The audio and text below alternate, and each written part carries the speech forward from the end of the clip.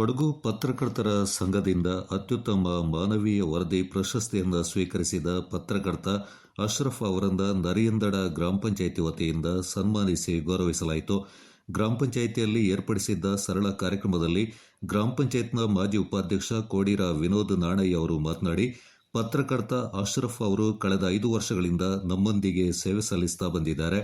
ಈ ವರ್ಷ ನಮ್ಮ ಗ್ರಾಮ ಪಂಚಾಯಿತಿ ವ್ಯಾಪ್ತಿಯ ಕರಡ ಗ್ರಾಮದ ಭವಾನಿ ಅವರ ಕುರಿತು ಮಾನವೀಯ ವರದಿಯನ್ನು ಶಕ್ತಿ ಪತ್ರಿಕೆಯಲ್ಲಿ ಪ್ರಕಟಿಸಿದ್ದು, ಅದಕ್ಕೆ ಕೊಡಗು ಪತ್ರಕರ್ತರ ಸಂಘದಿಂದ ಜಿಲ್ಲಾ ಮಟ್ಟದ ಅತ್ಯುತ್ತಮ ಮಾನವೀಯ ವರದಿ ಪ್ರಶಸ್ತಿ ಬಂದಿದೆ.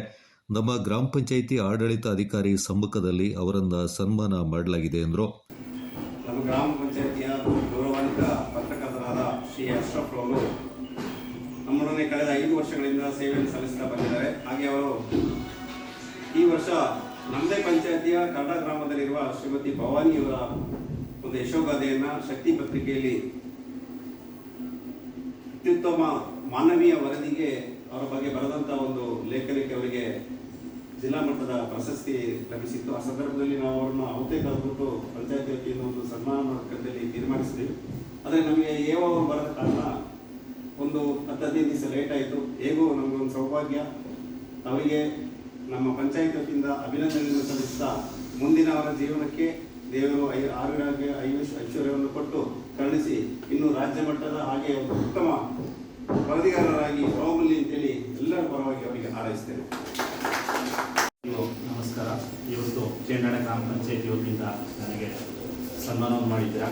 ನನ್ನ ಅತ್ಯುತ್ತಮ ಮಾನವೀಯ ವರದಿಯನ್ನು ಕರಡ ಗ್ರಾಮದ ಭವಾನಿಯವರ ಹೆಸರಿನಲ್ಲಿ ಅವರ ಒಂದು ವರದಿಯನ್ನು ಮಾಡಿದ್ದಕ್ಕಾಗಿ ಕೊಡಗು ಪತ್ರಕರ್ತರ ಸಂಘದಿಂದ ನನಗೆ ಪ್ರಶಸ್ತಿ ಬಂದಿದೆ.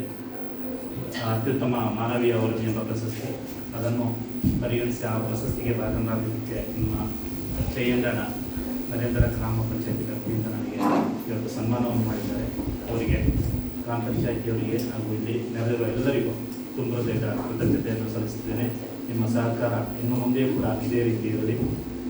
ನಿಮಗೂ ಕೂಡ ನನ್ನಿಂದಾಗುವ ಸಹಕಾರವನ್ನು ನಾನು ಮಾಡ್ತೇನೆ ಅಂತ ಹೇಳ್ತಾ ನನ್ನ ಒಂದೆರಡು ಮಾತಿಗೆ. ಈ ಸಂದರ್ಭ ನರಿಯಂದಡ ಗ್ರಾಮ ಪಂಚಾಯತ್ನ ಆಡಳಿತ ಅಧಿಕಾರಿ ಹಾಗೂ ಮಡಿಕೇರಿ ತಾಲೂಕು ಸಮಾಜ ಕಲ್ಯಾಣ ಇಲಾಖೆಯ ಸಹಾಯಕ ನಿರ್ದೇಶಕರಾದ ಬಾಲಕೃಷ್ಣ, ಗ್ರಾಮ ಪಂಚಾಯತ್ ಅಭಿವೃದ್ಧಿ ಅಧಿಕಾರಿ ಆಶಾ ಕುಮಾರಿ, ನಿಕಟಪೂರ್ವ ಅಧ್ಯಕ್ಷರಾದ ಬಿದ್ದಂಡ ರಾಜೇಶ್ ಅಚ್ಚಯ್ಯ, ಪೆಂಬಂಡ ಕೌಶಿ ಕಾವೇರಂಬ ಮತ್ತಿತರ ಪ್ರಮುಖರು ಪಾಲ್ಗೊಂಡಿದ್ದರು. Kodagu channel news, Zakariya Napoklu.